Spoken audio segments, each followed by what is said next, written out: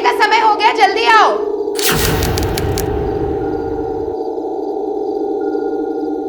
कहाँ चला गया ये लड़का आज?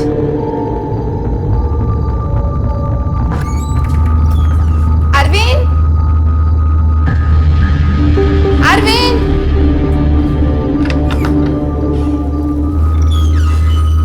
अरविंद, कहाँ चला गया? अरविंद! अरे क्या हुआ, क्यों चिल्ला रही हो हैं? अरे रोज एक आवाज में सोने चला आता है, आज पता नहीं कहाँ गया। अरविंद! अरे यहीं कहीं पे होगा।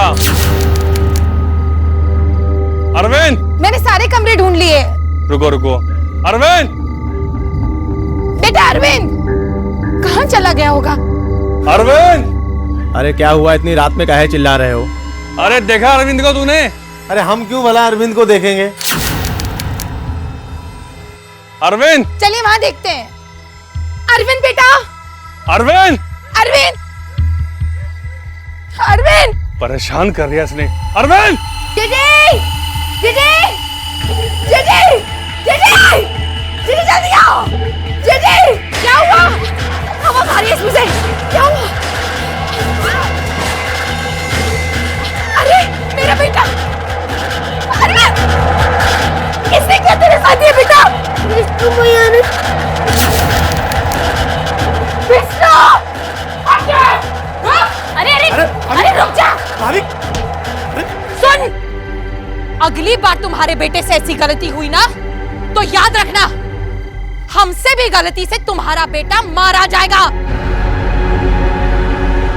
चल बेटा।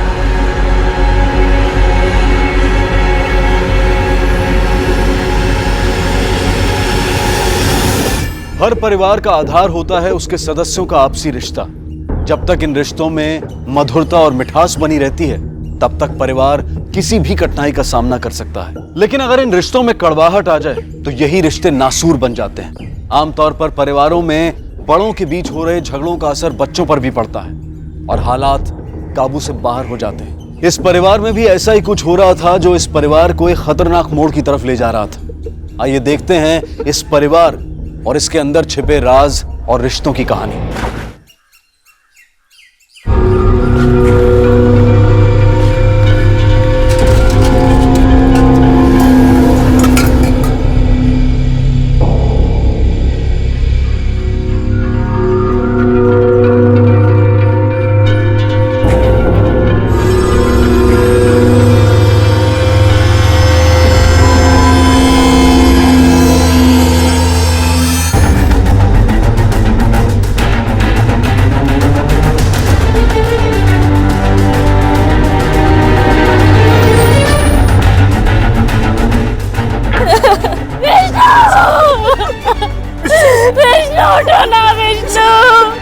हट जाइए प्लीज।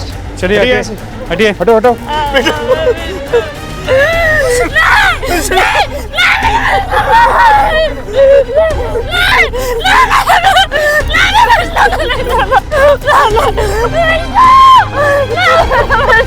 संभालिए, देखिए अपने आप को संभालिए। इस बॉडी को पोस्टमार्टम के लिए लेके जाना होगा। आसपास के लोगों से पूछताछ करो और पूरी जगह की अच्छी तरह से तलाशी लो, शायद हमें कोई सुराग मिल जाए। सर चलो। बार बार धमकी देती थी कि हमारे बेटे को जान से मार देगी साहब। इन्हीं लोगों ने हमारे मासूम की जान ली है साहब। झूठ बोल रही है साहब, हमने ऐसा कुछ ना किया।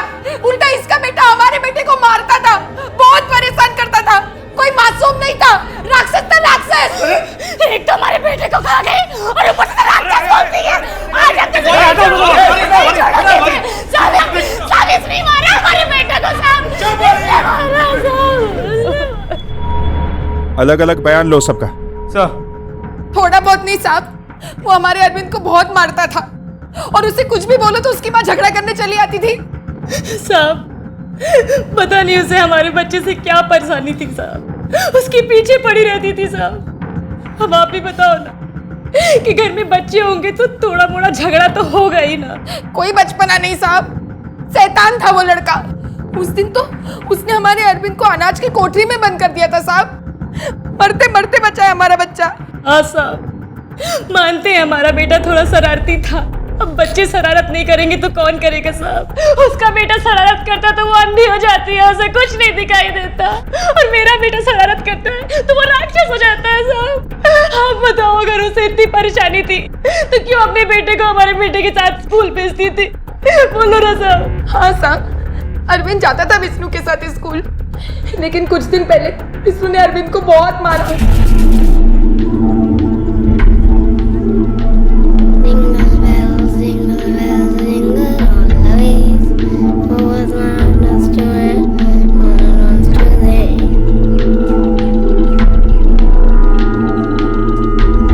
अरे जल्दी चल। क्यों कर रहे हो?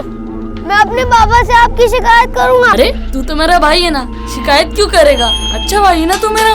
चल चल चल, जल्दी जल्दी चल, बाबा से शिकायत नहीं करना। हाँ चल। मैं करूंगा। अच्छा भाई है मेरा।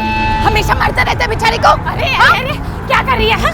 संभालना नहीं आता तो पैदा क्यों करके रख दिया? हाँ? बित्ते भर का हुआ नहीं है, गुंडे की तरह लड़ाई कर रहा है। गुंडा? अरे तेरा बेटा गुंडागर्दी करता है, ऊंट के जैसा लंबा हो गया लेकिन छोटे से बच्चे पे धौंस जमाता है। इतनी हिम्मत है तो अपने बराबर वालों के साथ जाके लड़े ना। बकवास मत कर, समझी? अपने आप को देख और अपने बच्चे को देख, उसके बाद मुझसे कुछ कहने तू आना। अपने आप को देख। आप अपने बेटे को सारे आगे संभालो, सारा घर का खर्चा हमारा पर ही चला। अभी भी थोड़ा आगे आगे चलिए। पागल हो गया नहीं आगे। हम कुछ नहीं बात नहीं सुनती। हम कुछ बोल नहीं सुनती। बोल नहीं सुनती। अरे बात कर दिया हमारा। अरे आप ज्यादा मत बोलो, मेरी से बहुत हो गया। बहुत सुन लिया हमने आपकी। क्या समझती है अपने आप को? चलो गाड़ी। चलो चलो। सिर्फ नाम के बड़े भाई हो तुम। अरे ताला क्यों पड़ जाता है तुम्हारे मुंह पे अपने भाई के सामने? उसने तो अपने बच्चे को गुंडा बना ही दिया है। इतनी सी उम्र में हमें घर से बाहर निकालने की बात करता है। अरे हमारा भी तो बराबर का अधिकार है इस घर पे। मैं कह देती हूँ, अगली बार अगर उसने मेरे अरविंद पे हाथ उठाया ना तो अच्छा नहीं होगा। अरे अच्छा बाबा, पहले शांत हो जाओ, बात करता हूँ उनसे। हैं? शांत हो जाओ। जीजी सा कम करो। जीजी, विष्णु ने बहुत मारा है इसे, बहुत चोट लगी है। मैं दवाई लगा देती हूँ उसे, और कुछ खाया भी नहीं इसे। ए, ज्यादा प्यार दिखाने की जरूरत नहीं है। नौकरानी है, नौकरानी बन के रहे। माँ बनने की कोशिश मत कर, समझी? चल जा रसोई में अपना काम कर, जा। मेरा बच्चा, रो मत। कहाँ लगी तुझे? अरे चल, मैं तुझे दवा लगा देती हूँ। चल। तब से हमने उसे स्कूल जल्दी भेजना शुरू कर दिया। कितनी जल्दी? 1 घंटा पहले साहब। आज वो स्कूल जल्दी निकल गया था। कितना जल्दी? करीबन साहब रोज से आधा घंटा पहले। देखिए, हमने बॉडी को पोस्टमार्टम के लिए भेज दिया। ये एक्सीडेंट है तो ठीक है, लेकिन अगर कोई और इसके लिए जिम्मेदार है तो वो हमारे हाथों से बचेगा। आप लोग जा सकते हैं।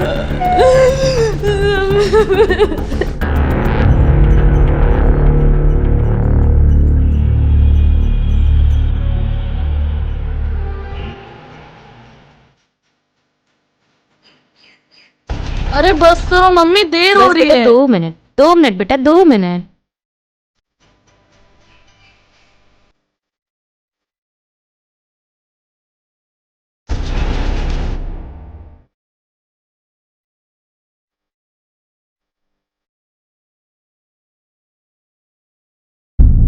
ये जो लड़का मर गया विष्णु, उसके बारे में क्या जानते हो? हाँ साहब, यहीं से वो रोज स्कूल जाया करता था अपने भाई के साथ में। हाँ, उसका बड़ा वाला भाई विष्णु जो था ना, उसको चाहे परेशान करता था। ऐसा लगता था भाई नहीं कसाई है वो कई बार क्या है, उसके कपड़े उतार कर पेड़ों पर लटका दिया करता था। और ये हम सब गांव के लोग देखते थे, लेकिन आपस का मामला था इसलिए कुछ बोल नहीं सकते थे। अच्छा, आज सुबह तुमने उन दोनों या दोनों में से किसी एक को भी स्कूल जाते हुए देखा है? नहीं साहब, आज तो हमने नहीं देखा साहब। ठीक है, तुम जाओ, चलो।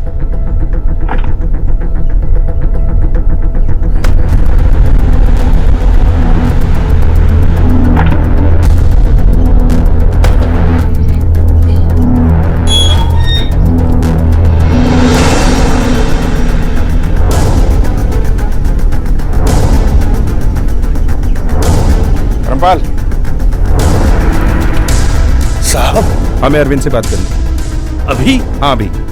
साहब, कल बात नहीं हो सकती? कल नहीं, अभी करनी है। हमें लगता है कि उसने विष्णु को स्कूल जाते हुए देखा है। साहब, उसके भाई की मौत हुई है, घबराया हुआ है। अभी वो बच्चा है ना। हमें मत सिखा, हमें पता है बच्चों से किस माहौल में और कैसे बात की जाती है। ठीक है साहब। बेटा अरविंद, आज सुबह आपने विष्णु को स्कूल जाते हुए देखा था?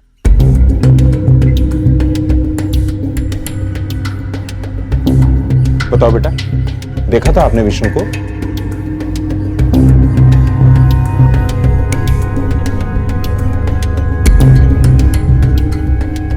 अच्छा बेटा, ये बताओ कि आज आपने पूरा दिन क्या किया?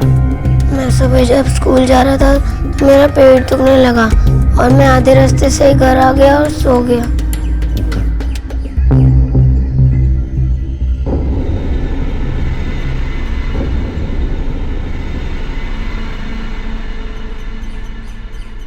सर कुछ तो मसला है। माँ बाप ने इस बच्चे को सिखा पढ़ा के रखा है। मुझे लगता है कि या तो ये घबराया हुआ है या कुछ तो जानता है।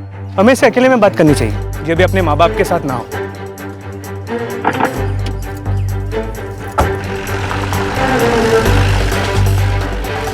देखो, दोनों भाई रहते एक ही घर में हैं लेकिन अलग अलग। ये तो हमें पता है कि इन दोनों के बीच में लड़ाई थी। अब इनके जानने वालों से ये पता करते हैं कि लड़ाई कितनी सीरियस थी। मुझे नहीं लगता ये कोई एक्सीडेंटल डेथ है। और जिस तरह से रेखा अपने जेठ जेठानी पे इल्जाम लगा रही है, दाल में जरूर कुछ काला है। पूरी तफ्तीश करो दोनों भाइयों और उनकी बीवियों की। कहीं ऐसा ना हो कि आपसी रंजिश में निशाना एक मासूम बच्चा बन जाए। ये तो तय था कि ये परिवार अपने अंदर कुछ गहरे राज छुपा रहा था और इसी वजह से धर्मपाल और गौरी अपने बेटे अरविंद से गलत बयानी करवा रहे थे। क्या ये विष्णु की मौत से जुड़ा कोई ऐसा राज था जिसमें धर्मपाल और गौरी शामिल थे और अरविंद को इस बात की जानकारी थी और जिसे छुपाने के लिए उसके अपने माँ बाप उससे झूठ बुलवा रहे थे? लेकिन वो क्या राज था जिसकी वजह से एक 10 साल के बच्चे का बेरहमी से कत्ल कर दिया गया था? क्या इस परिवार की आपसी लड़ाई ने एक भयानक मोड़ ले लिया था या फिर विष्णु की मौत का राज कुछ और ही था? क्या बताऊं साहब, दोनों भाई आपस में झगड़ते रहते थे और उनके झगड़े में हम मजदूर पिल जाते थे। रामदास भाई तो मजदूरों का खून चूसते थे और धर्मपाल भाई हमारा पैसा। राजेंद्र भाई तो 2 मिनट के लिए कोई मजदूर अगर बैठ आता था तो उसके दिन भर की दिहाड़ी काट लेते थे और धर्मपाल भाई वो तो अपने दारू और अय्याशी में बिजी रहते थे। धर्मपाल भाई तो साहब सिर्फ तनख्वाह वाले दिन ही मिलते थे। तो पैसे वाली बात तो बताइए। कौन सी बात? बताता हूँ ना साहब। अरे शांत हो जाओ साहब, आ रहे हैं, पैसे मिल जाएंगे। खड़े रहो भाई, चिल्लाने से पैसे थोड़े नहीं मिलेंगे। आपका रोज का ये परेशानी रहता, पैसे नहीं रहते। थोड़ा सब्र करो, पैसे मिल जाएंगे हम लोगों को। साहब आने वाले हैं। अरे पैसा चाहिए हमें। लो आगे। अरे हमको पैसा चाहिए। चुप। पैसा आ गया है। पैसा पैसा पैसा, ये ले मार दे। आवाज नीचे। चलो एक एक करके आओ। चेतन पटेल, अंगूठा लगाओ।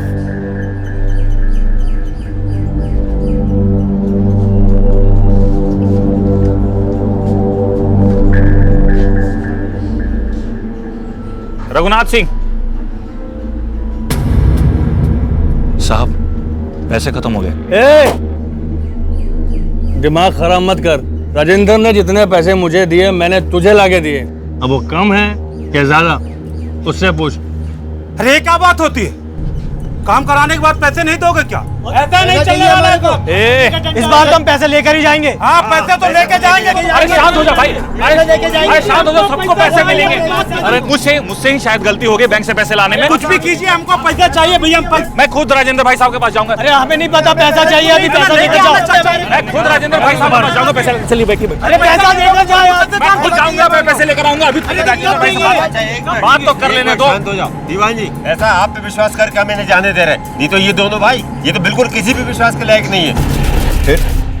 फिर क्या साहब, राजेंद्र भाई के पास जाओ तो वो कहते हैं कि धर्मपाल भाई पैसे देंगे और धर्मपाल भाई के पास जाओ तो वो कहते हैं कि राजेंद्र भाई पैसे देंगे।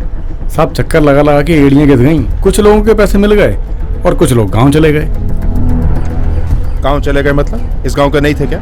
नहीं साहब, दोनों भाई बहुत चालाक हैं। जो यहाँ के लोकल मजदूर थे उनके तो पैसे दे दिए और जो बाहर के थे उनके रोक लिए। अब वो परिवार वाले थे, कब तक यहाँ रहते, इसलिए वो गांव चले गए। अच्छा वो अकाउंटेंट मतलब वो मुनीम, वो कहाँ मिलेगा? साहब वो तो उस घटना के बाद से ही नौकरी छोड़ के चला गया था। सुना है कि मजदूरों ने उसको धमकी दी थी, तब से उसने यहाँ पे आना ही बंद कर दिया। चलो ठीक है। लड़ाई झगड़ा तब होता है साहब जब लोग बराबर के हो, और यहाँ तो जब भी लड़ाई हुई है हमेशा विष्णु के कारण ही हुई। वो ही हमेशा अरविंद को मारता पीटता था, परेशान करता था। अब आप ही बताइए साहब, ऐसे कौन से माँ बाप होंगे जो विष्णु के ऐसे बार बार करने पर उसको सबक नहीं सिखाना चाहेंगे? तो तुम्हारा मतलब है कि विष्णु को धर्मपाल या गौरी में से एक ने या दोनों ने मिलकर मारा है? मेरा वो मतलब नहीं था साहब। तो क्या मतलब है तुम्हारा? मार सकते हैं या नहीं, एक बात बोल। हमें नहीं मालूम साहब, मार भी सकते नहीं भी मार सकते। सच्ची में साहब हमको नहीं मालूम। चलो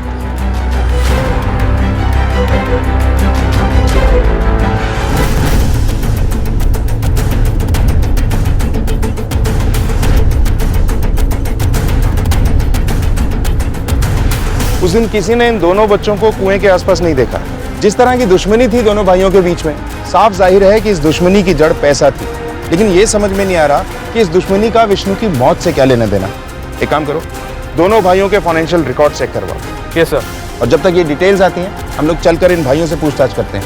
राइट सर। मुझे तो बर्बाद कर दिया मेरे बड़े भाई ने, पैसों की चोरी की, मेरे मजदूरों के सामने मेरी नाक कटवा दी। मेरे सारे अच्छे मजदूर मेरा काम छोड़कर चले गए और मेरे बेटे को भी मार डाला। ये तो अच्छा हुआ साहब कि हमारी जमीन जायदाद का बंटवारा हो गया। इस जंजाल से मेरी जान छूटी। आपको एक बात बताऊंगा साहब, आप विश्वास नहीं करेंगे। अरे सुन राजेंद्र, सुन, देख, तुम्हारा बेटा तो मर चुका है। अब जो तुम्हारी जायदाद में हिस्सा है उसे तो हमारे बेटे के नाम पे कर दे, हैं? वैसे भी तेरे मरने के बाद वो सारी जायदाद हमारे बेटे के नाम पर हो जाएगी, समझा? अब बताइए, कोई अपने सगे भाई से ऐसी बात कहता है? और जब वो ये बात मुझसे कह रहा था, उसका बेटा तो वहां खड़ा होकर मुस्कुरा रहा था, और मेरा बेटा?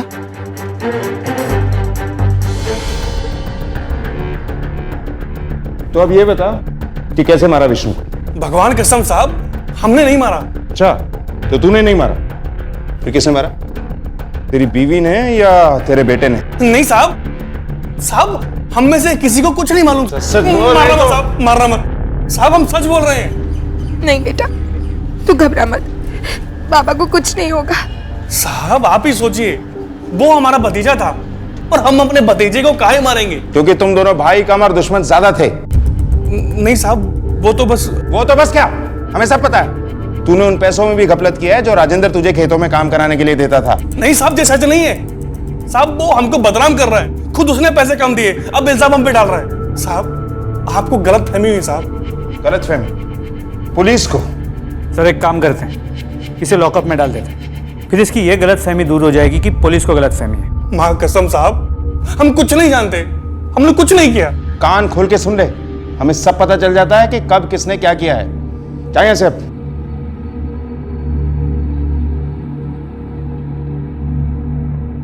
और हाँ, कल शाम 5 बजे तीनों थाने में हाजिर हो जाना। कल का है साहब? कल ही नहीं, कल से हर रोज ठीक शाम 5 बजे तीनों यहाँ हाजिर होना, जब तक हम ये केस सॉल्व नहीं कर लेते।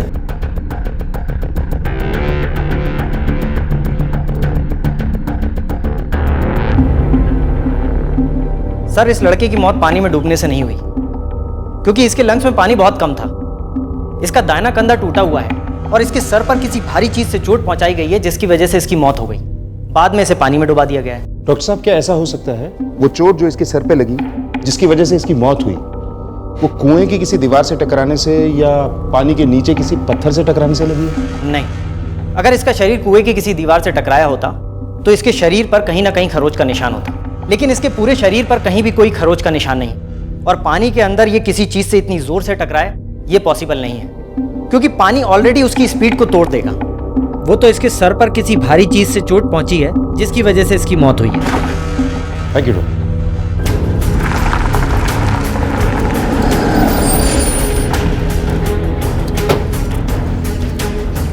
पीठ पर चोट, कुछ अजीब बात।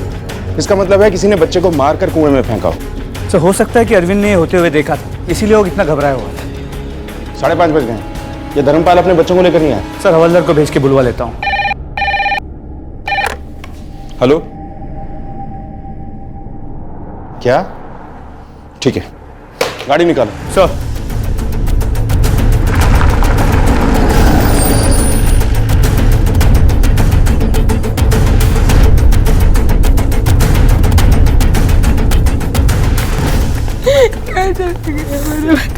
क्या समझ रखा हम लोगों को? खड़े हो, कहानी सुनाएगा हमें? तेरा बच्चा खो गया है, झूठ बोलता है। नहीं साहब, हमारा अरविंद खो गया है, सब जगह ढूंढ लिया, कहीं नहीं मिल रहा। बोल, कहाँ छुपा के रखा अपने बेटे को? बोल। माँ कसम साहब, हम सच बोल रहे हैं साहब, हमको कुछ नहीं मालूम। साहब हम अपने बेटे को क्यों छुपाएंगे? क्योंकि उसने ऐसा कुछ देख लिया था जिसका ताल्लुक विष्णु की मौत से था, और तुम लोग हमसे वो छुपा रहे हो। नहीं साहब, ये सच नहीं है साहब, हम सच बोल रहे हैं। हमारा बेटा सच में खो गया साहब, मेहरबानी करके हाँ साहब, हमारे अरविंद को ढूंढ दीजिए, आपकी बहुत मेहरबानी होगी।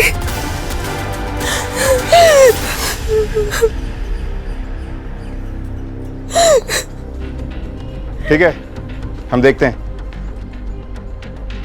ये सविता से जानकारी हासिल करो, शायद इसे कुछ पता है। मैं उधर देखता हूँ। सर, आप जरा यहाँ आएंगे? सच में साहब, हमें कुछ नहीं पता साहब। हम तो वैसे भी दूर रहते हैं, हमारा तो बेटा चला गया। अब उसके बेटे को गायब करने से हमारा बेटा वापस तो नहीं आने वाला ना साहब। साहब, हमारे भाई से झगड़ा जरूर है, लेकिन हम लोग ऐसा कुछ सोच भी नहीं सकते हैं। और साहब, अरविंद तो हमारे भी बेटे जैसा है ना। हम तो बस भगवान से यही प्रार्थना करेंगे कि वो जहाँ भी हो ठीक हो और जल्दी मिल जाए बस। जी साहब।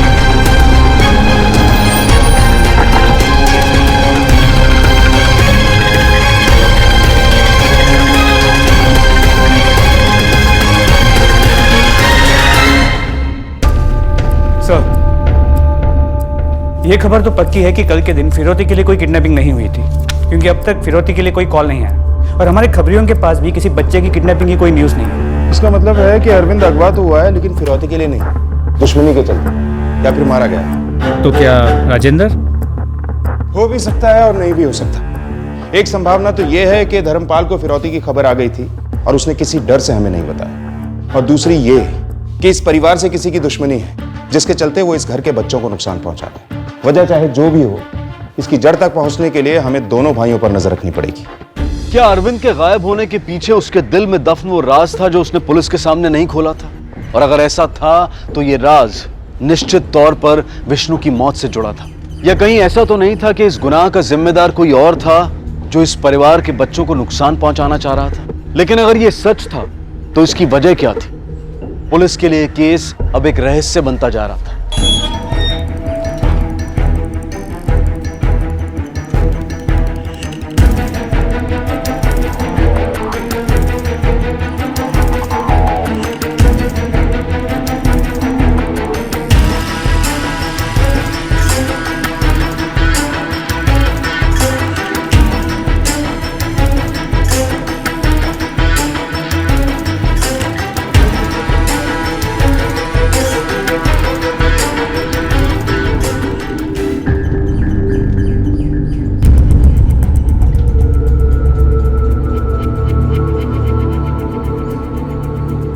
तुम दोनों उस पर नजर रखो।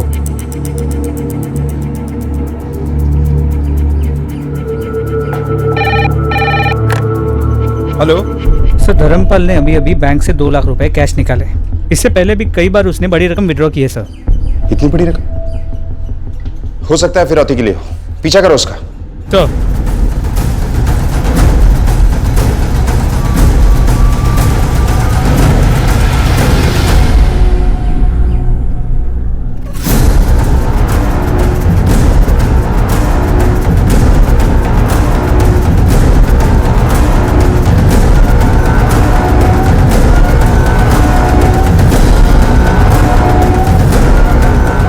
वो देखो, वो रहा।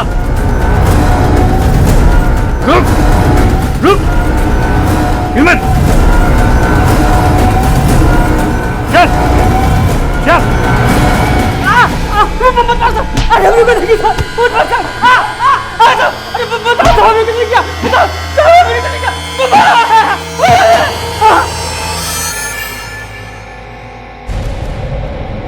बताता हूँ। वो कहा है कि हम धर्मपाल को ब्लैकमेल कर रहे थे क्योंकि धर्मपाल का एक ऐसा राज हमें मालूम है जिसके पता चलते ही उसकी इज्जत मिट्टी में मिल जाती। ये बता कि ये राज तुझे कैसे पता? जल्दी बता। ये देखो, ये है अपना घर।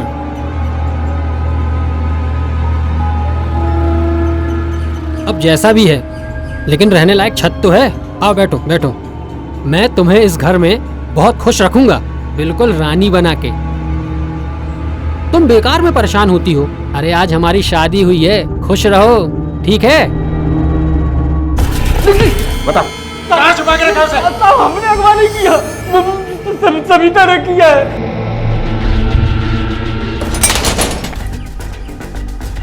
ढूंढो।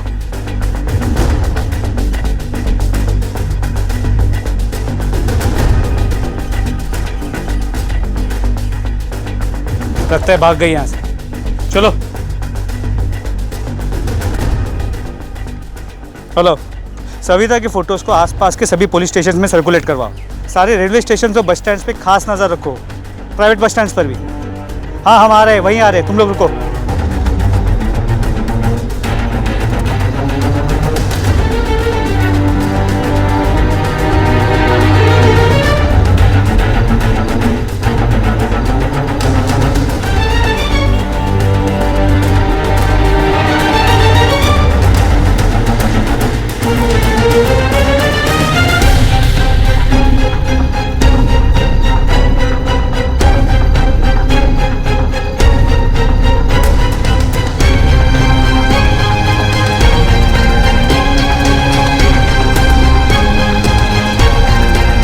किसे देखा है?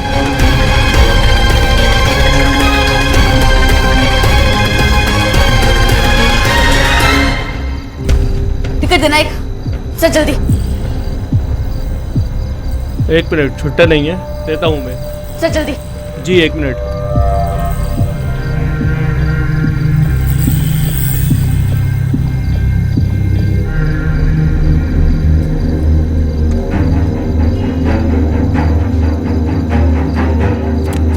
रुक रुक,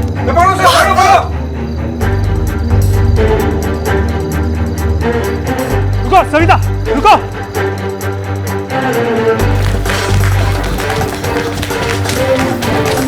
रुको।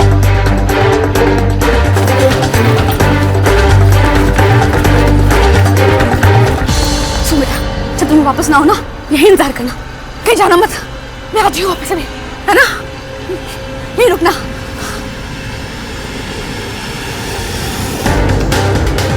सविता रुक।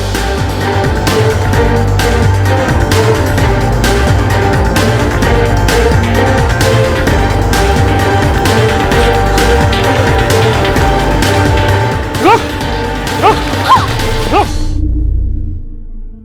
ये कहानी शुरू हुई थी, मुझे काम पे रख लो साहब, बड़ी मेहरबानी होगी। मेरे घर खाने को भी नहीं है, बस अब आप ही का सहारा है। मैंने काम ढूंढने की कोशिश करी पर कहीं कोई काम नहीं मिला। सोचा आप लोग तो मेरे अपने हो, आप तो साथ दोगे ना, इसलिए यहाँ चली आई।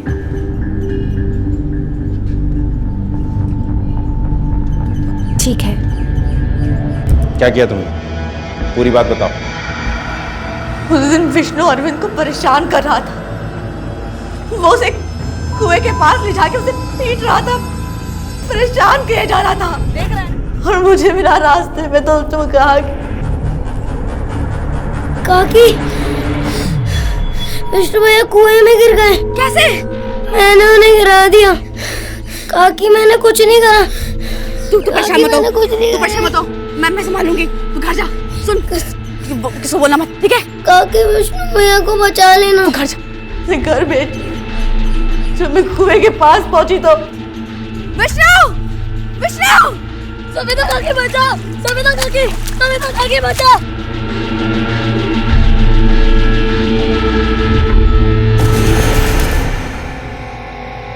क्यों मारा तुमने विष्णु? राक्षस था साहब, राक्षस। और उसकी माँ कुछ नहीं करती थी, नाम की माँ थी ना साहब। उसकी माँ तो मैं थी, मैं उसकी माँ थी।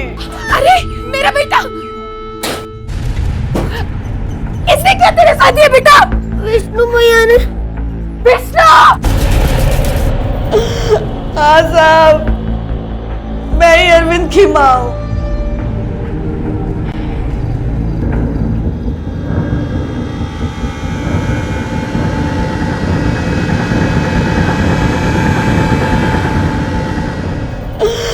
हाँ साहब, मैं ही अरविंद की माँ हूँ।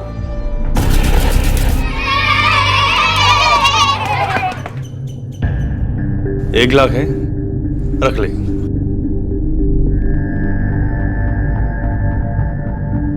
सविता, 1 लाख बहुत होते हैं। हमारी बात मान ले, हमारी इज्जत का सवाल है। रख ले। रख लो, रख लो।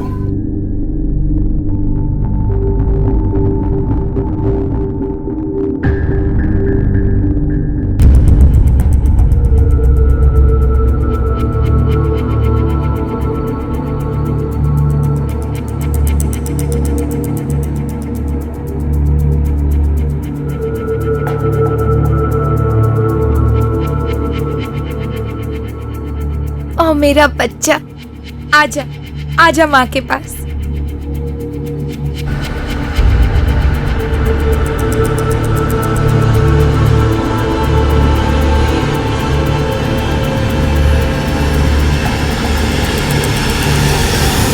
हमने 9 महीने साहब, 9 महीने उसे अपने पेट में रखा और वो उसे ऐसे लेके चले गए जैसे हमारा कोई हक ही नहीं था उस पर। जी भर के देखने भी नहीं दिया हमें। जब तुम वापस उस घर में काम करने गई तो ये क्यों नहीं बताया कि तुम्हारी शादी हो चुकी है? मदन ने कहा था। अरविंद के जन्म के बाद जब मैं मदन से मिली तो सब कुछ जानते हुए भी उसने मुझे अपनाया, मुझे शादी करी। ये देखो, ये है अपना घर।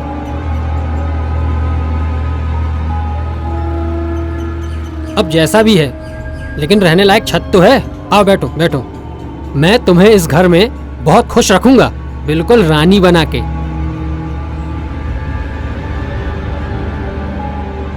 अरे तुम तो बेकार ही परेशान होती रहती हो, इतनी चिंता क्या करती हो?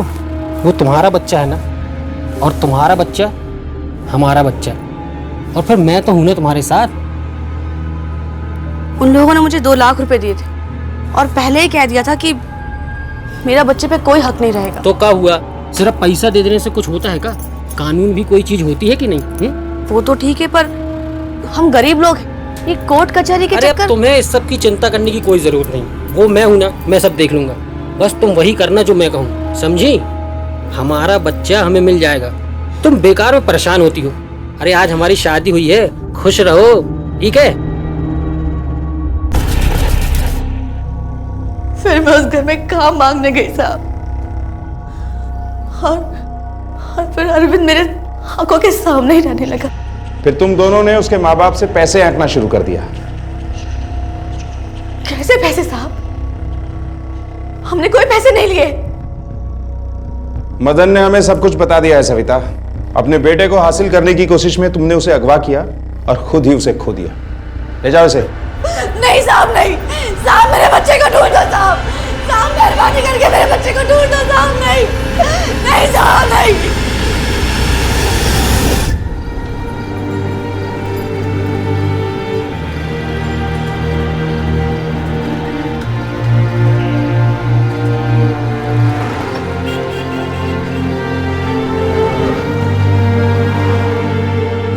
पुलिस अब भी अरविंद की तलाश में लगी है। सविता की अरविंद को सुरक्षित और खुश देखने की चाह ने उसे एक ऐसी जगह पर लाकर खड़ा कर दिया था जिसका उसे कोई अंदाजा भी नहीं था। सविता को कत्ल और अपहरण के जुर्म में आईपीसी की धारा 302 और 365 के तहत आजीवन कारावास की सजा सुनाई गई और मदन को ब्लैकमेलिंग के लिए धारा 383 के तहत 3 साल की सजा हुई है। धर्मपाल और गौरी ने एक कोख किराए पर ली थी और सिर्फ इसलिए क्योंकि उन्हें अपनी इज्जत मिट्टी में मिल जाने का डर था। हमारे देश के कानून में ऐसे कई प्रावधान हैं जिनके जरिए एक जोड़ा किसी बच्चे को गोद ले सकता है, या फिर सरोगेसी यानी कि किराए की कोख के सहारे बच्चा पा सकता है। लेकिन अगर कोई जोड़ा समाज और जग हसाई के डर से बच्चा पाने की चाहत में कानूनी रास्ता न लेकर गैर कानूनी तरीकों का इस्तेमाल करता है तो वो अनजाने में ही जुर्म की दुनिया में शामिल हो जाता है और असामाजिक तत्वों का शिकार भी हो सकता है। ऐसा ही कुछ धर्मपाल और गौरी के साथ भी हुआ। एक बच्चे के माँ बाप बनना हर पति पत्नी का सपना होता है, लेकिन इस सपने को पूरा करने के लिए गैर कानूनी तरीका अख्तियार करना पूरे परिवार के लिए घातक साबित हो सकता है। इसलिए जो भी पति पत्नी स्वाभाविक तरीकों से बच्चा ना पा सकें, उन्हें अपने सपनों को पूरा करने के लिए कानूनी तरीकों का ही इस्तेमाल करना चाहिए। अब मैं अनूप सोनी आपसे विदा लेता हूं। फिर मुलाकात होगी अगले एपिसोड में एक और चौंका देने वाले केस के साथ। तब तक अपना और अपने परिवार का ख्याल रखें और देखते रहें क्राइम पेट्रोल डायल 100। सबक एक को सीख हम सबको। जय। मुंबई जैसे बड़े शहरों में सबकी आंखों में एक बड़ा सपना है और पांव में जिम्मेदारी की बेड़ियां भी। इंसान की जिंदगी सपनों और जिम्मेदारियों के बीच में फंसी हुई है। सपने आगे जाना चाहते हैं और जिम्मेदारियां पीछे खींचती। कुछ लोग इस सब के बावजूद जिंदगी में सामंजस्य बना लेते हैं और खुश रहते हैं, लेकिन जो लोग इस संतुलन को बनाए रखने में असफल रहते हैं वो अक्सर जाने अनजाने में जुर्म को दावत दे बैठते हैं। आज हम ऐसा ही रूह को कचोटने वाला एक केस लेकर आए हैं जहां सपनों की जगह मजबूरी ने ले ली। ये केस हमें सीख देते हुए एहसास कराता है कि जीवन की लड़ाई में हार के कदम किसी ऐसी राह पर न पड़ जाएं कि जिसकी दूसरी तरफ कोई अनहोनी हमारा इंतजार कर रही है।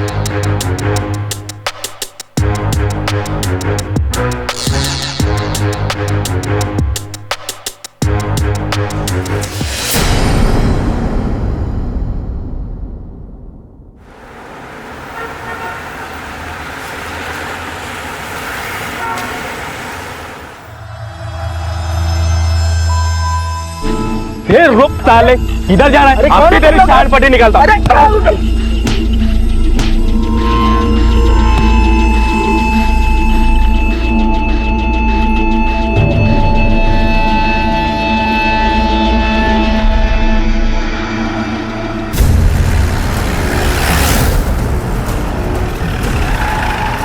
हटो।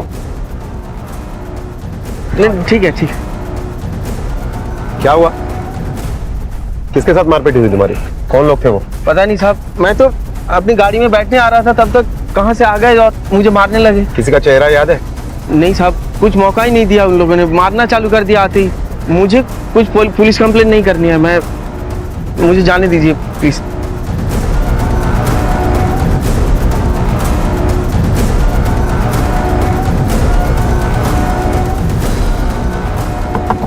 नीचे करो। ये कार्ड आपका है? जी मेरा है।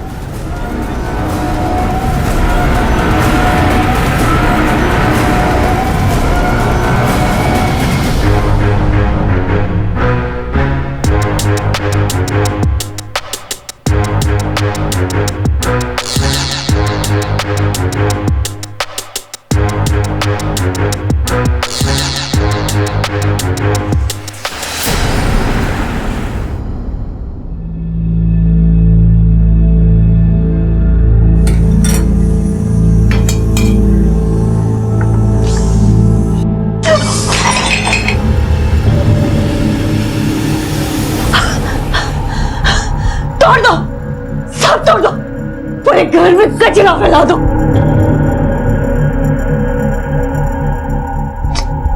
ताई, दे मुझे मैं करती हूँ, नहीं तो तू काम के लिए लेट हो जाएगी। चुप। अच्छा चल ठीक है। जब तक तो रोक रही थी इस घर में, पूरे घर का तमाशा बना के रख दिया। एक काम ढंग से नहीं होता इन लोगों से। हाँ, एक काम ढंग से नहीं होता। आई पागल हो गई मैं, पागल बना दिया। आई पागल बना दिया। शांत हो। तू कहाँ जाने की जल्दी में? हाँ, पैरों में घुंघरू बांधने में देर हो रही है, कमर मटकाने से फुर्सत नहीं है। हाँ, न खुद का ध्यान है न घर का ध्यान है।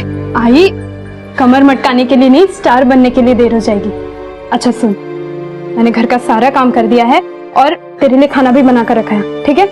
तू प्रीतिला सांग सीतुला दे, ठीक है? हाँ, और खाने से पहले ये दवाई ले लेना, मैं यहाँ रख रही हूँ, याद से ले लेना, ठीक है ना? मुझे ऑफिस के लिए लेट हो रहा है, मैं तुझसे शाम में मिलती हूँ। जब देखो हवा की तरह आती जाती रहती, न किसी चीज का ध्यान है न खुद का ध्यान है। अरे इतनी चिंता मत कर, मैं तुझसे शाम में मिलती हूँ, ठीक है? तू अपना ख्याल रख।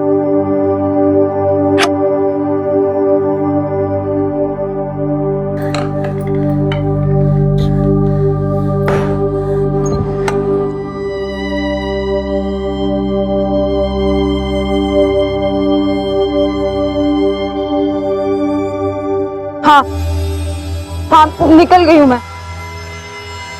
ऑटो।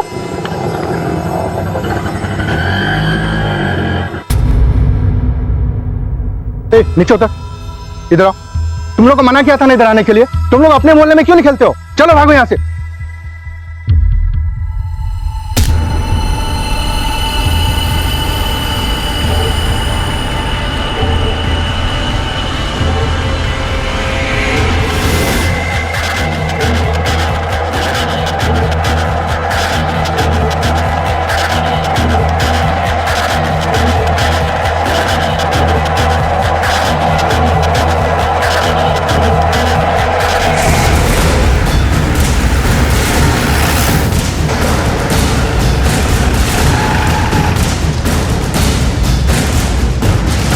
सर, लड़की की उम्र लगभग 20-21 साल की है। इस बिल्डिंग में नहीं रहती है।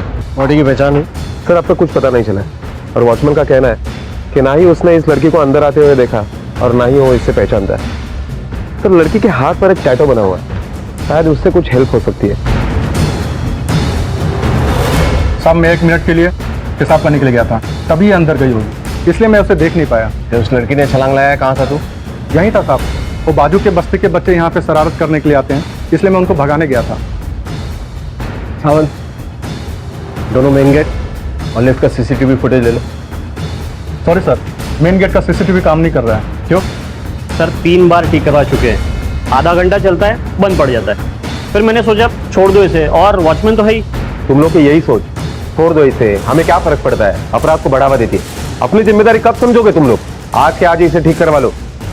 हाँ, ये लड़की इस बिल्डिंग की रहने वाली नहीं थी, इसके बावजूद टेरेस तक पहुंच गई। यही सेफ्टी है तुम लोगों की।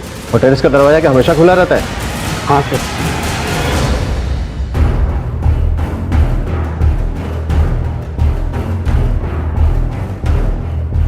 सर, यहाँ पर इतनी सारी बिल्डिंग्स होने के बावजूद भी ये बिल्डिंग क्यों चुनी? सावन, अगर इस लड़की ने ये बिल्डिंग सुसाइड करने के लिए ऐसे ही रैंडमली सेलेक्ट किया, कुछ तो मिलना चाहिए उसका। पर्स, मोबाइल, हमें कुछ भी नहीं मिला। सर, ऐसा भी हो सकता है कि वो लड़की यहीं कहीं एरिया में रहती हो और जानबूझकर वो मोबाइल और पर्स साथ में नहीं लाई, ताकि उसकी पहचान छुपी रहे।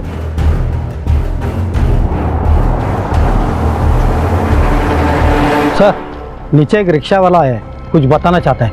हाँ सर, यही थी, इसको मैंने इधर छोड़ा था। कितने देर पहले छोड़ा उसको? यही कहीं 20 मिनट हो गया सर छोड़ते उसको। कहाँ से बैठी थी? जोगेश्वरी स्टेशन से सर। कहाँ के लिए? इधर कहीं आशीर्वाद बिल्डिंग करके बोली थी वो। उसके पास में सामान वामान था? Mobile, purse? सामान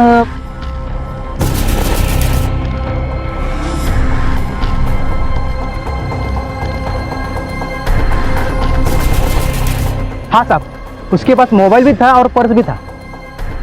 सर, इसका मतलब वो इसी बिल्डिंग में आना चाहती थी, ऐसे ही रैंडमली छुपकर नहीं घुसी थी वो यहाँ पर। सावंत, पूरे चांसेस है कि इसने सुसाइड नहीं किया। वो यहाँ किसी से मिलने के लिए आई, तो वही उसे टेरेस पर लेकर गया था। उसे पता था कि टेरेस का दरवाजा खुला है। धक्का देने के बाद उसका पर्स और मोबाइल लेके भाग गया होगा ताकि उसकी पहचान ना हो सके। तो इसी बिल्डिंग में एक काम करो, हर फ्लैट में जाओ, सबसे पूछो किससे मिलने के लिए आई।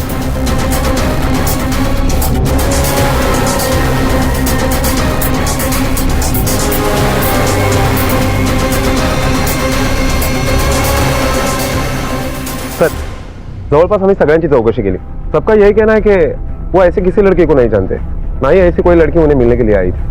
ये भी हो सकता है कि वो लड़की यहाँ कंपाउंड में किसी से मिली हो और फिर वो उसको लेकर टेरेस पे गया। सर, अगर कंपाउंड में वो लड़की किसी से मिली है तो टेरेस पे जाने के लिए जरूर लिफ्ट का इस्तेमाल किया होगा। हमें लिफ्ट के सीसीटीवी फुटेज में वो इंसान दिख सकता है। करेक्ट। सर, मैं 4 बिल्डिंग आगे 20वें माले पे रहता हूँ। कुछ देर पहले मैं अपनी गैलरी में खड़ा था तो मैंने देखा कि किसी ने एक लड़की को धक्का मार के छत से नीचे गिराया सर। अब धक्का मारने वाला लड़का था या लड़की इतनी दूर से समझ नहीं पाया सर मैं।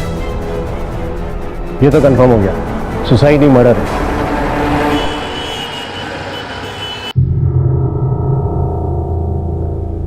पापा सुबह से 50 बार फोन कर चुकी हूँ ताई को, फोन ही नहीं लग रहा है, स्विच ऑफ आ रहा है। काहे को परेशान हो रही है? कहीं काम में फंसी होगी, आ जाएगी।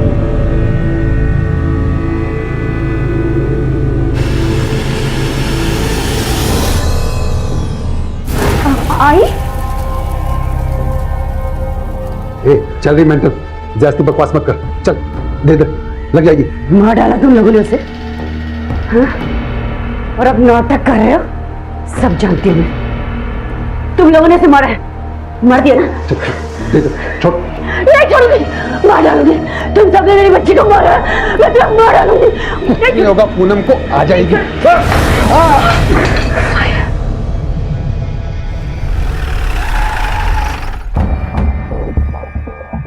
सर, लिफ्ट के सामने वाले कैमरे में सिर्फ दीवार दिखाई दे रही है, लिफ्ट या स्टेयरकेस का एरिया दिखाई नहीं दे रहा, जिससे ये नहीं पता चल रहा है कि कौन आया और कौन गया। पता नहीं ऐसे अजीब डायरेक्शन में कैमरा क्यों लगाया है। अमन, ये काम उस कातिल का भी हो सकता है, जिसे पता था कि वो पकड़ा जाएगा, इसलिए उसने कैमरा घुमा दिया होगा। सर भांडू पुलिस स्टेशन में आज सुबह एक लड़की की मिसिंग कंप्लेंट दर्ज की गई है। सर गायब हुए लड़की के हाथ पर भी सेम वैसे ही टैटू है जो लाश के हाथ पे था। कंप्लेंट करने वाले को बॉडी की पहचान के लिए बुलाओ। Okay sir.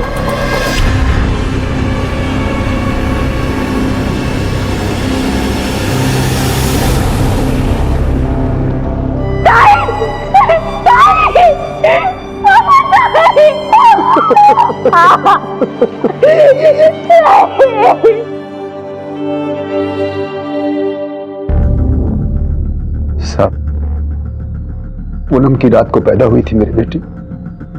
बोले तो पूनम की चांद की जैसी गोरी, खूबसूरत, तभी तो हम नाम भी पूनम ही रखे थे। उजाला थी मेरे घर का साहब, अब देखो अंदर करके चली गई साहब। क्या करती थी आपकी बेटी? पढ़ रही थी? अब सर सेकंड ईयर में थी, घर की जिम्मेदारी की वजह से आर्ट्स ली थी, बाद में काम पे भी जाना होता था और घर का खर्चा बिर्चा सब वही चलाती थी। क्यों, तुम कुछ काम नहीं करते? सब 2 साल से बहुत कोशिश किया लेकिन कहीं नौकरी नहीं मिली। 2 साल पहले एक मिल में काम करता था, वो मिल बंद पड़ी, तब से बेकार हूं साहब। इसलिए सारा बोझ अकेली पूनम ही उठाती थी। क्या काम करती थी आपकी बेटी? साहब मैं ज्यादा पढ़ा लिखा नहीं हूं साहब, कुछ कंप्यूटर में कुछ लिखने का काम करती थी और 20,000 रुपये पगार था उसका। तुम्हारी बड़ी बहन थी ना, तुम्हें तो बताती होगी सब। उसकी किसी से खास दोस्ती थी? मालूम नहीं। किसी से दुश्मनी? पता नहीं।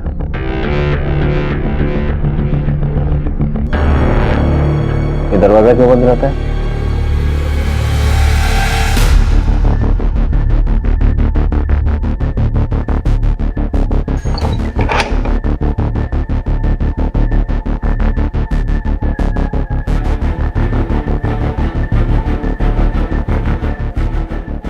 सब ये मेरी बाइक को है, पूनम की आई, दिमाग से थोड़ा हिली है, बहुत साल से ऐसी है, कंट्रोल से बाहर जाती है तो हम लोग इसको यहां बंद करके रखते हैं। ऐसा कोई है जो आपकी बेटी को मारना चाहेगा? उसका कोई बॉयफ्रेंड या? ये सब फालतू काम के लिए उसके पास टाइम किधर को था? घर की जिम्मेदारी, पढ़ाई, फिर नौकरी, इन सब से तो फुर्सत नहीं मिलती थी उसको। आशीर्वाद बिल्डिंग किससे मिलने गई होगी? नहीं मालूम साहब, वो जास्ती बताती नहीं थी और हम लोग भी ज्यादा उसको टोकते नहीं थे साहब। तुम्हें तो पता होगा। मालूम नहीं। क्या मालूम नहीं? मालूम नहीं ताई थी तेरी बहनें तो एक दूसरे का दुख सुख जानती है, जब भी मुंह खोलती है मालूम नहीं मालूम नहीं। ऐसे क्यों चिल्ला रहे हैं उस पे? सिर्फ आप नहीं, उसने भी अपनी बहन खोई है। या तो ये कुछ नहीं जानते या बहुत कुछ जानते हैं जो नहीं बता रहे। तुम्हें किसी भी एंगल से पूनम के बाप को देखकर ये लगा इसे कोई काम नहीं मिल सकता? हट्टा कट्टा आदमी अपनी बेटी की कमाई पे जिंदा है। कुछ तो गड़बड़ है साहब। पता नहीं पूनम ने अपनी सारी जिम्मेदारियां खुद उठाई थी या कोई मजबूरी। मैं तुझसे शाम में मिलती हूँ, ठीक है? तू अपना ख्याल रख। सर, पूनम के मोबाइल का लास्ट लोकेशन जोगेश्वरी आ रहा है, जहां उसका फोन ऑफ हुआ था। कातिल ने उसका मर्डर करने के बाद उसका फोन स्विच ऑफ किया और कहीं फेंक दिया। सर, संतोष बोराटे नाम के आदमी ने पूनम को कई बार फोन किया था। हालांकि जिस दिन कत्ल हुआ उस दिन भी सुबह 9 बजे के करीब उसका ही सबसे आखिरी कॉल था पूनम के मोबाइल पर। ये उसका बॉयफ्रेंड भी हो सकता है।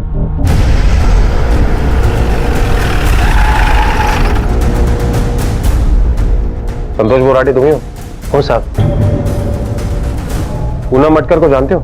हाँ साहब, मंगेतर है मेरी। क्या हुआ साहब? कल सुबह 9 बजे फोन किया था तुमने उसे? कल सुबह क्या साहब, हम तो दिन में 10-12 बार बात करते हैं। हुआ क्या साहब? उसकी मौत हो गई है। तुम्हारा कोई झगड़ा हुआ था क्या उससे? कहे को साहब, अब तो एक दूसरे से बहुत प्यार करते थे, मस्त चल रहा था। अभी कुछ ही दिनों में हमारी शादी होने वाली थी। तुम कह रहे हो कि तुम उसके मंगेतर हो, लेकिन कल जब हम उसके घर पे गए थे तो तुम वहां नहीं थे, क्यों? कैसे होता साहब, उसके परिवार वाले मेरे को बताया नहीं कि पूनम। और उसके पापा ने तो तुम्हारा कोई जिक्र नहीं किया था। ये लव मैरिज था क्या? नहीं साहब, अरेंज मैरिज था। कुछ टाइम पहले तो हमारा रिश्ता ही हुआ था। पूनम इसको थोड़ा आगे बढ़ा रही थी, उसको अपनी पढ़ाई पूरी करनी थी और उसके परिवार वालों से मेरी ना ज्यादा बात होती थी ना ज्यादा मिलना जुलना। कल सुबह कहाँ थे? साहब, बलाड में मेरा कजिन रहता है, उसके पास था। ये मोहन पूनम की शादी के लिए तैयार कैसे हो गया? इकलौती घर में कमाने वाली थी, शादी कर देता तो भूखों मर। सबसे पहले संतोष के बयान की सच्चाई की जांच करो तुम। Okay sir.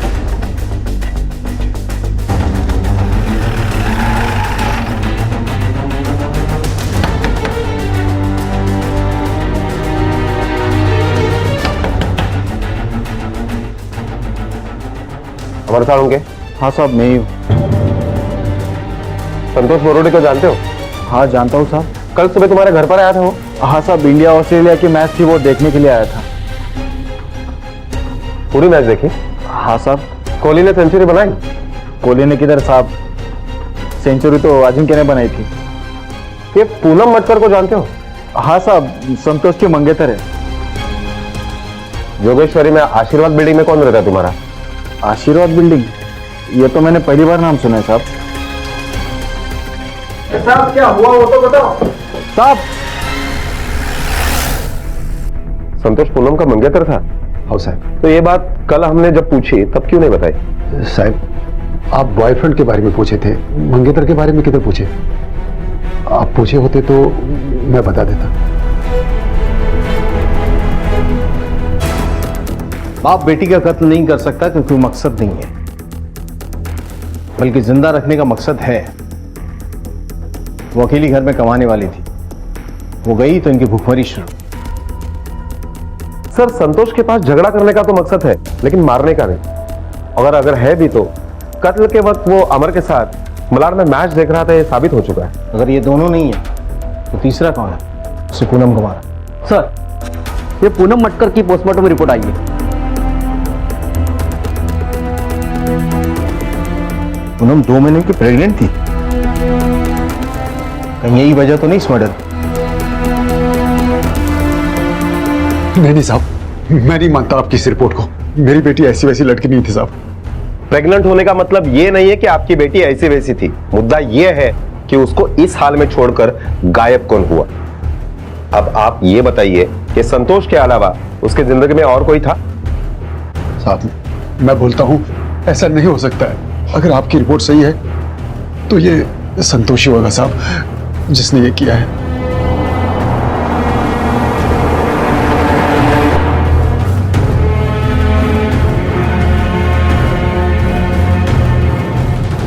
साहब, हम एक दूसरे से प्यार करते थे। वो मेरे लिए टाइम पास नहीं थी, मेरे को उसके साथ शादी मनाने का था। हाँ साहब, हमारे बीच में फिजिकल रिलेशन था, लेकिन हम सेफ्टी से चलते थे। साहब, उसका प्रेग्नेंट होना पॉसिबल ही नहीं है। पिछले 6 महीने से तो वो इतना बिजी थी कि हमारा मिलना मुश्किल था। साहब, वो मेरे को कभी बताया नहीं कि वो प्रेग्नेंट है। बताया था या नहीं हम पता करवा लेंगे। हमें बस तुम्हारा डीएनए सैंपल चाहिए। लो ना साहब, डरे वो जो झूठ बोले, मेरे को काय का डर। दादा उछल मत समझा। तेरा डीएनए सैंपल अगर उस बच्चे के सैंपल से नहीं मिला ना तो तेरी पूरी पॉसिबिलिटी बन जाएगी उसका मर्डर करने की। साहब मैंने कुछ कह नहीं तो मैं डरूं काय को। आप चाहे तो मेरा मोबाइल का लोकेशन चेक कर लीजिए। तुझे बहुत जानकारी पुलिस क्या क्या चेक करती है? कहीं यही जानकारी तूने इस मर्डर के लिए इस्तेमाल तो नहीं की? बेटा टेक्नोलॉजी अभी आई है, पुलिस के पास ऐसे 1000 रास्ते होते हैं अंधेरे में से कातिल का गिरबान पकड़ के बाहर निकालने के, समझा? सर संतोष सच बोला है, उसका डीएनए मैच नहीं हुआ और कॉल रिकॉर्ड और मोबाइल लोकेशन टावर के हिसाब से उस दिन वो अमर के घर पर था, मलाड में। इसका मतलब है कि पूनम की जिंदगी में संतोष के अलावा भी कोई आदमी। ये गुमनाम आदमी कौन था? सावंत, तुम पूनम के ऑफिस में जाके पूछताछ करो और मैं तब तक उसके घर का जायजा लेता हूँ। कहाँ है पूनम?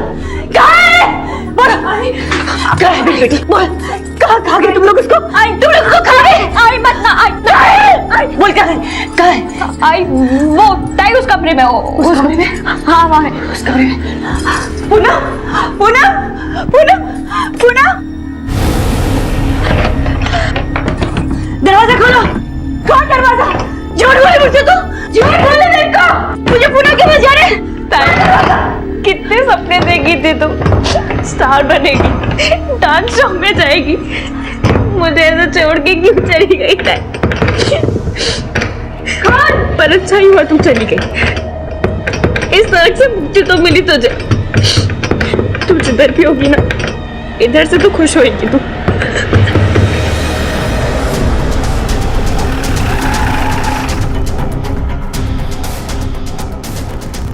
सर इसी बिल्डिंग पे चौथे माले। सर पूनम तो इधर ही काम करती थी, लेकिन वो किसी ज्यादा घुलती मिलती नहीं थी, लंच के बाद निकल जाती थी। अच्छा कभी पूनम को किसी लड़के के साथ आते जाते हुए देखा है? नहीं सर। साहब उसे डांस का बहुत शौक था, बड़े बड़े सपने थे। उसे डांस रियलिटी शो में जाने का था, बड़ा स्टार बनने का था। कहीं भी फालतू टाइम पास नहीं करती थी, इधर से निकलकर सीधे डांस एकेडमी ही जाती थी। उसकी डांस एकेडमी कहाँ पर है? कुछ नाम याद है उसका? सर सही से तो नहीं पता, लेकिन जोगेश्वरी में तनु या मनु करके कोई डांस एकेडमी है।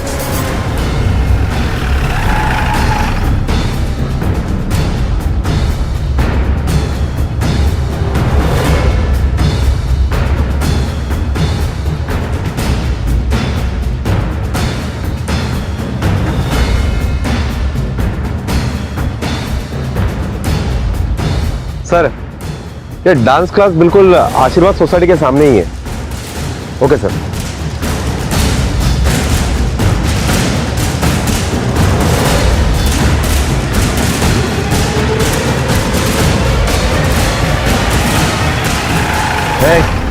चलो गाड़ी में बैठो, बात करनी है, बैठो। चलो बैठो। चलो। हमारी बेटी तनुजा एक एक्ट्रेस थी और कमाल की डांसर भी। डांस उसका जुनून था, पर 7 साल पहले एक एक्सीडेंट में उसकी मौत हो गई। बस उसकी याद में उसका नाम और शौक जिंदा रखने के लिए हम ये तनु डांस एकेडमी चलाते हैं। बाजू के रूम में ही उसकी क्लासेस चलती हैं। 3 तारीख को पूनम एब्सेंट थी, वो क्लास में आई थी और दिन मंगलवार था। मंगलवार को वो क्लास नहीं आती है। अगर मंगलवार के दिन उसकी क्लास नहीं थी तो वो यहाँ क्या कर रही थी? पता नहीं सर, हमने सुना था कि सामने की बिल्डिंग से किसी लड़की ने कूदकर सुसाइड कर लिया है। अब वो पूनम थी ये मालूम नहीं था।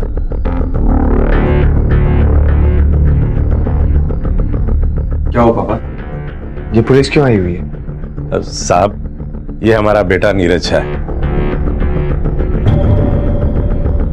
तनुजा से छोटा है।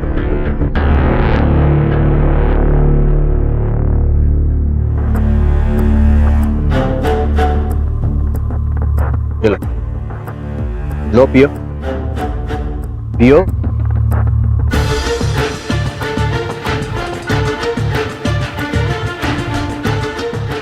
देखो, हम जानते हैं कि तुम झूठ बोल रही हो, कि तुम्हें पूनम के बारे में कुछ भी नहीं पता, उसके काम के बारे में, उसके डांस क्लास के बारे में।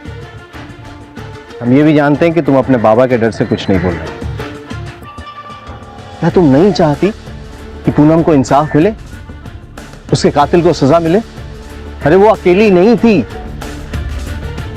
एक और जिंदगी पल रही थी उसके अंदर। एक नहीं, 2 कत्ल हुए हैं। क्या तुम अब भी पूनम और उस नन्ही सी जान को इंसाफ नहीं दिलाना चाहती? सर, पक्का नहीं मालूम, पर ताई का बॉस ही ना उस बच्चे का बाप होगा।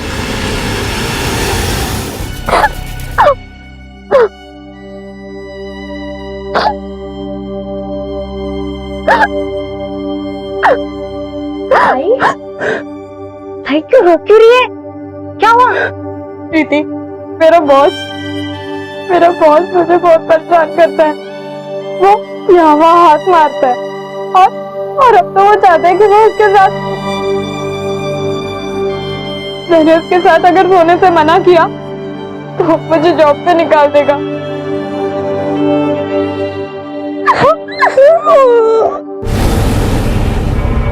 ताई तो काम पे जा रही है। ताई तूने तो कहा था कि तेरा वो बॉस जो है वो नहीं, वो प्रॉब्लम सॉल्व हो गई। ताई बोलती थी, ताई मुझे लगता है कुछ ठीक नहीं हुआ था। ताई के सपने भी जैसे टूट से गए थे। ताई के बॉस ने उनसे जबरदस्ती की होगी और ताई ने भी मजबूरी में।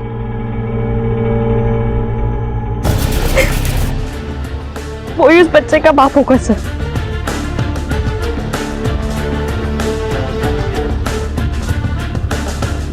एक्सक्यूज मी, क्या आप भी यहाँ डांस सीखने आती है?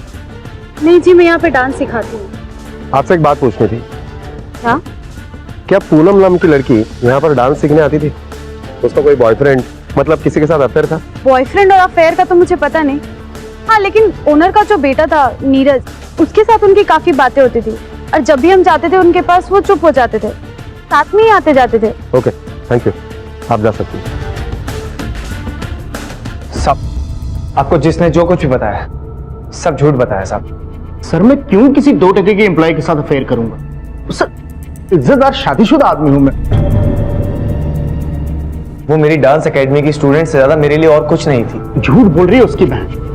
मेरे यहाँ इतने लोग काम करते हैं, आप चाहे तो किसी से पूछ सकते हैं। Sir, neat and clean image का आदमी हूं मैं। एक लड़का लड़की का भी दोस्त नहीं हो सकता क्या? साहब, आपको गलत फहमी। ये फिल्मी डायलॉग बंद कर और सच बोल दे, वरना हम तुझे बताएंगे कि लड़का और लड़की क्या क्या हो सकते हैं। साहब, मैं सच कह रहा हूँ। हाँ, मैं उसे पसंद करता था, लेकिन उस तरीके से नहीं। वो बहुत मेहनती, फोकस थी, अपने परिवार को पाल रही। वो मुझसे अपने दुख दर्द शेयर जरूर करती थी, लेकिन किसी के आने पर वो चुप हो जाती, क्योंकि वो किसी को अपने दुखड़े सुनाना नहीं चाहती।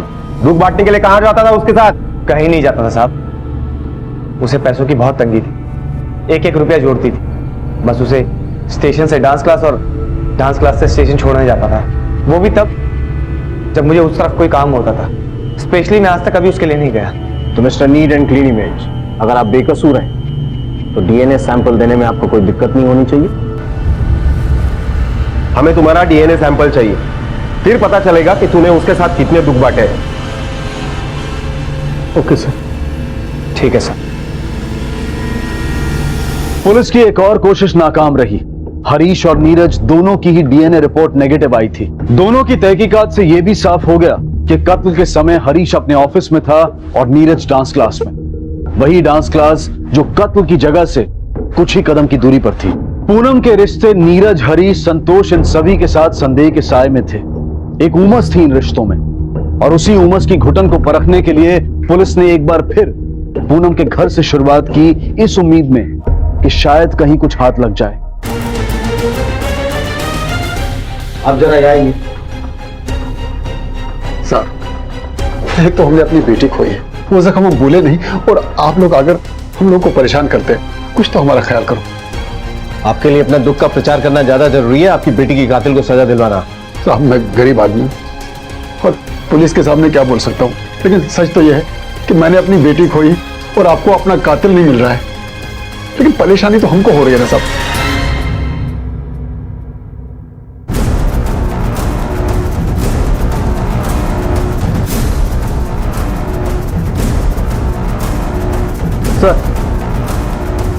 ये कार्ड मिला है सर। मैंने पहले भी ऐसे कार्ड देखा था।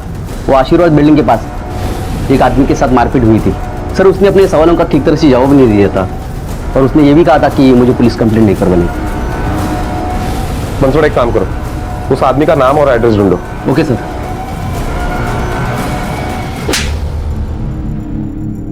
सर कौन सी पूनम, किसका मर्डर, मैं सचमुच नहीं जानता हूँ। आप क्या कह रहे हो सर? जिस दिन पूनम का मर्डर हुआ उसके एक दिन पहले उसी आशीर्वाद सोसाइटी के सामने तुझे गुंडों ने धोया था और तू कह रहा है कुछ भी संबंध नहीं है। तेरा मार खाने का शौक ना हम भी पूरा कर सकते हैं, और हम सिर्फ धोते नहीं है, सुखाते भी है, और सूखने के बाद आदमी किसी लायक नहीं रहता। सर मेरे यकीन कीजिए, मैं सच कह रहा हूँ। मैं अपनी बीवी बच्चों की कसम खाता हूँ, मैं किसी भी पूनम को नहीं जानता हूँ।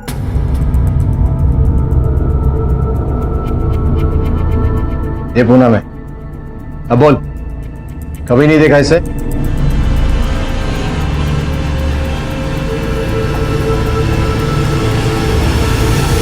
इधर देख, जब गुंडों ने तेरी धुलाई की थी ना, तो ऐसा ही कार्ड तेरे पास मिला और यही सेम कार्ड पूनम के पास भी मिला।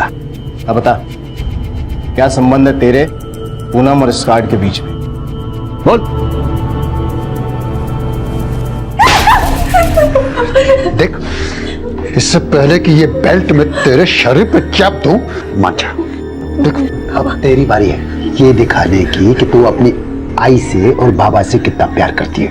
बाबा करती हूँ ना, बहुत प्यार करती हूँ, पर इसलिए मैं पुलिस को कुछ नहीं बताई। बाबा नहीं मानेगी? नहीं बाबा, बाबा।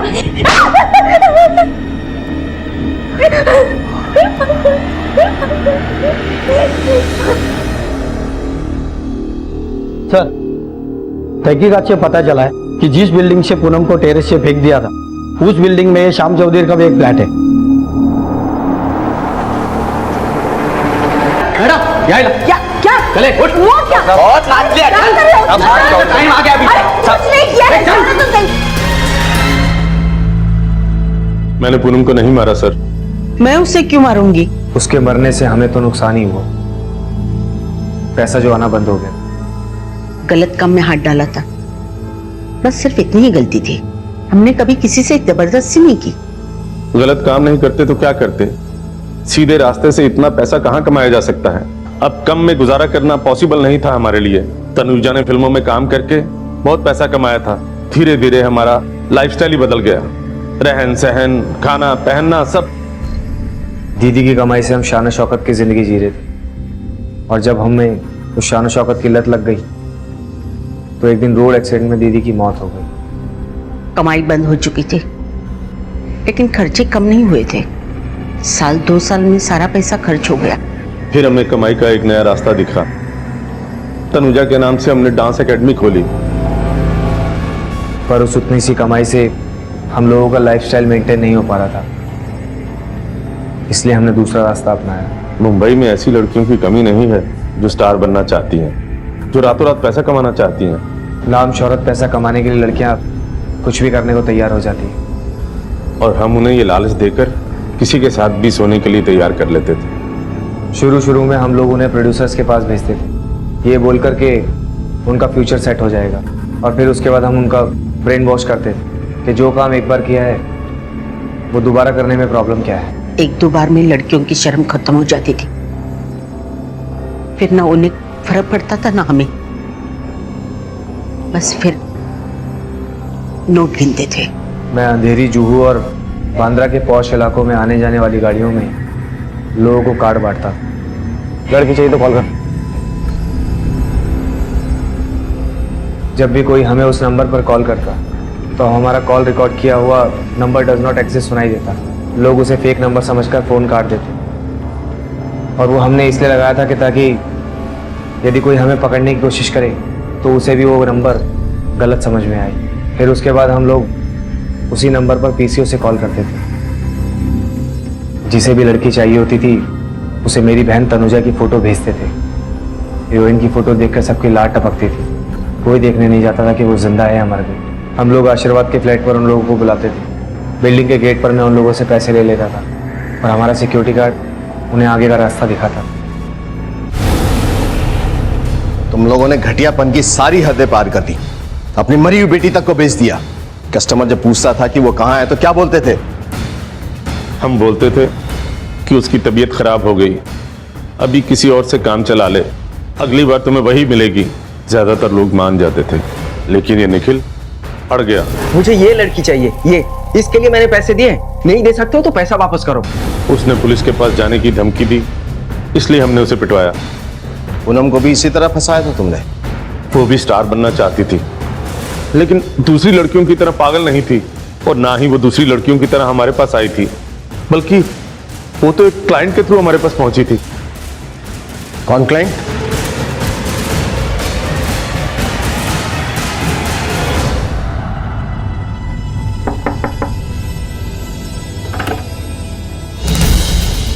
क्या हुआ साहब? क्या अरे साहब क्या हुआ साहब? अरे मैंने क्या किया साहब? मैंने कुछ नहीं किया साहब, मैंने कुछ नहीं किया। मैं काय को अपनी बेटी को मारेगा साहब? तेरे जैसे घटिया आदमी से तो बातचीत होनी नहीं चाहिए, सीधा फैसला होना चाहिए। किसी भी बच्चे के लिए तेरे जैसे बाप होने से तो अच्छा है कि वो अनाथ हो। अपनी बेटी का सौदा किया तूने, उसके बाद बाजार में बिठा दिया लोगों के नोचने के लिए, और अब अपनी छोटी बेटी को बेचना चाहता है। क्या करता साहब? घर में खाने को रोटी नहीं, जेब में फूटी कौड़ी नहीं। पूनम काम पे लग गई तो 2 महीना ठीक से गया था, और फिर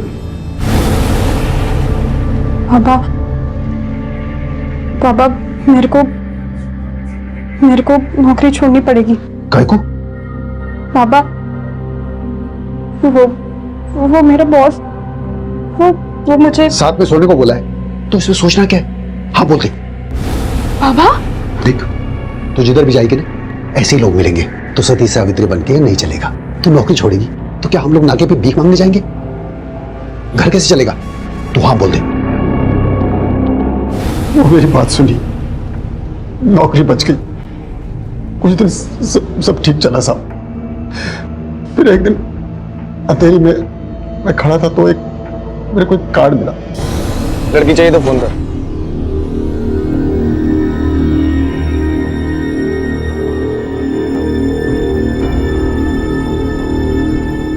पैसा लाया क्या?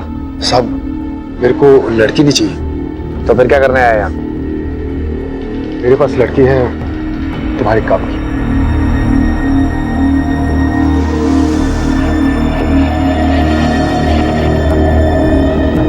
प्रीति, तुझे पता है बाबा ने मेरे लिए डांस क्लास ढूंढी है।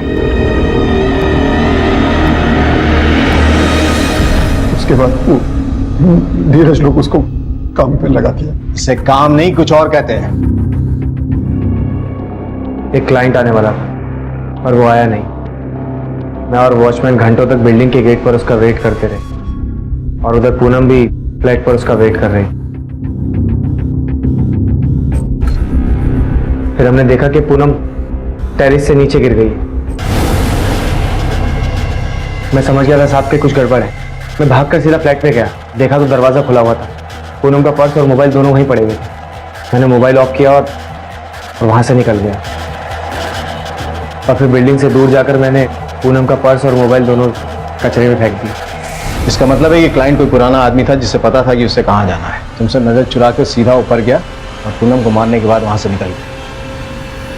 वहां पर उसका नंबर तो होगा।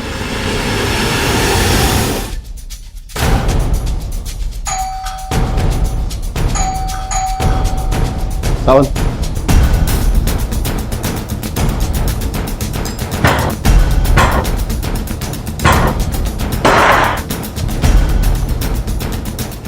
देखो कहाँ है, लेकर आओ उसे।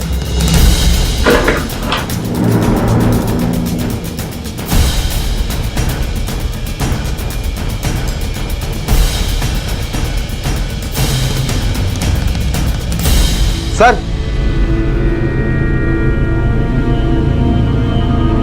सर ये देखिए।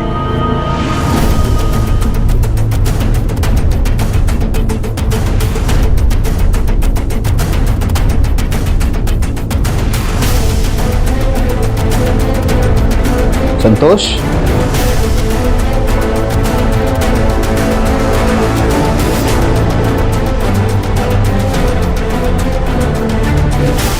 मैं अमर को नहीं मारना चाहता था साहब, लेकिन वो मेरा बात सुना ही नहीं, शहर छोड़कर जा रहा था। साहब अगर वो शहर छोड़ के जाता तो आपका डाउट मेरे ऊपर आता। अरे मेरे को जाने दे। रुक नहीं, तू नहीं जाएगा, तू समझ ना, तू इधर से नहीं जाएगा रे अमर।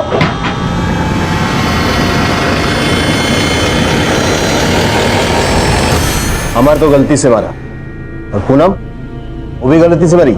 उसको मैं ही मारा साहब। क्यों मारा? साहब अमर को कॉलगल के पास जाने की लत थी। ऐसे ही वो एक दिन पूनम को मिला। पता नहीं मुझे ऐसे क्यों लग रहा है, इससे पहले मैंने तुझे कहीं देखा है। देखा होएगा। काम हो गया ना तेरा, अब जा जल्दी यहाँ से।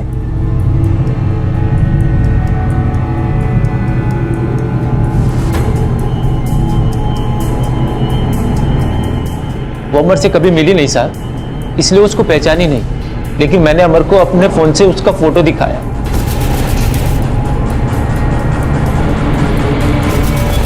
साहब मैं एकदम पागल जैसा हो गया था, मेरे को यकीन नहीं था कि वो मेरे को धोखा देगी साहब। फिर मैंने सोचा पूनम को इसका कीमत चुकाना पड़ेगा। मैंने अमर को बोला उसको बुक कर, मेरे को उसका वो रूप देख रहा अपनी आंखों से।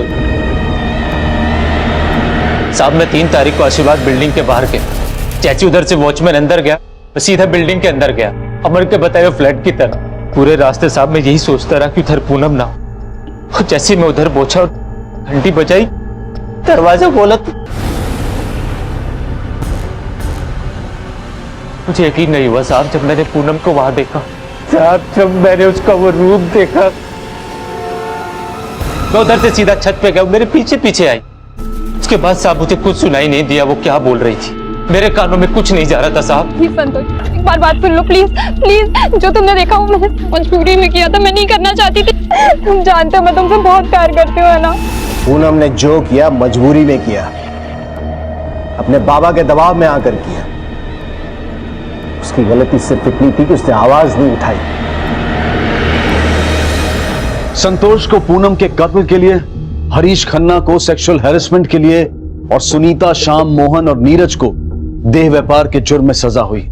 अगर पूनम अपने पिता की बेगैरत और वाहियात शर्तों के सामने झुकी ना होती तो शायद आज वो जिंदा होती। अपने परिवार की जिम्मेदारी हर इंसान को उठानी चाहिए, लेकिन ध्यान ये रहे कि ऐसा कुछ भी ना करें कि आप अपनी ही नजरों में गिर जाएं। अब मैं अनूप सोनी आपसे विदा लेता हूं, फिर मुलाकात होगी अगले एपिसोड में एक और चौंका देने वाले केस के साथ। तब तक अपना और अपने परिवार का ख्याल रखें और देखते रहें क्राइम पेट्रोल डायल 100। सबक एक को, सीख हम सबको। जय हिंद। इस तरह के और भी एपिसोड देखने के लिए हमारे चैनल को सब्सक्राइब करें और बेल आइकन दबाना ना भूलें।